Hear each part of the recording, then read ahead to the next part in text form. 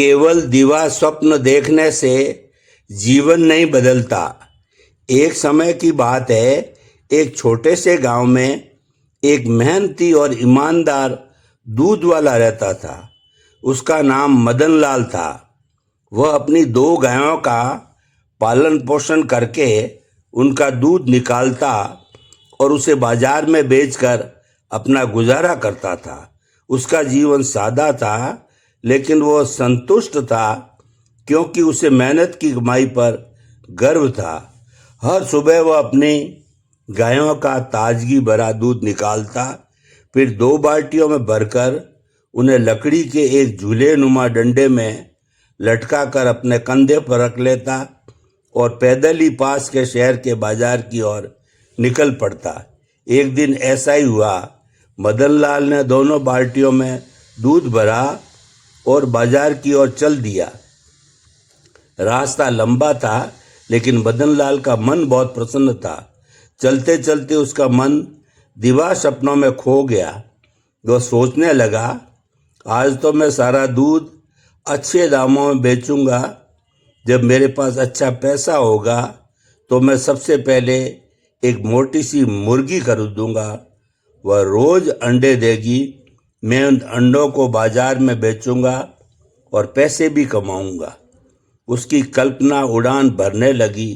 वह आगे सोचने लगा, फिर मैं एक बड़ी सी टोकरी में ताज़ी स्ट्रॉबेरी खरीदूंगा, उन्हें गांव में बेचूंगा। फिर एक सुंदर ड्रेस खरीदूंगा जिसमें मैं किसी शेर का जैसा लगूंगा। सब मुझे देखकर कहेंगे, वाह कितना सुंदर और अमीर दिख रहा है मदन लाल। फिर मैं एक सुंदर सा नया घर बनाऊंगा जहाँ एक बाग होगा, झूला होगा और ढेर सारे फूल होंगे।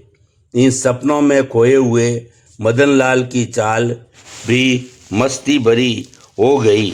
उसने दूध की बाल्टियों को संभालना छोड़ दिया और वे झूलती हुई बार बार टकराने लगी।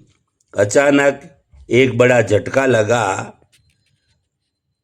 और दोनों बाल्टियां उसके कंधे से फिसलकर नीचे गिर पड़ी। बाल्टियों का सारा दूध धरती पर फैल गया। मदन लाल चौंक कर होश में आया। उसने जब बाल्टियों में झांका तो देखा कि वे खाली है। उसकी आंखों में आंसू भर आए। वह फूट फूट कर रोने लगा।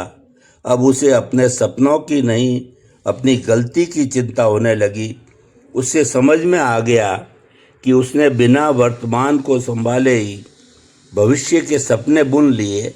उसने केवल सोचा, पर उन सपनों को साकार करने के लिए जो मेहनत चाहिए थी वह भूल गया।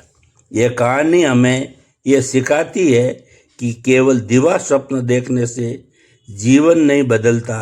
यदि हमें सपनों को सच करना है तो पहले वर्तमान को मजबूती से पकड़ना होगा। मेहनत, लगन और धैर्य के साथ कदम बढ़ाकर ही हम अपने भविष्य को उज्जवल बना सकते हैं। इसलिए पहले वर्तमान को साधो, तभी भविष्य चमकेगा।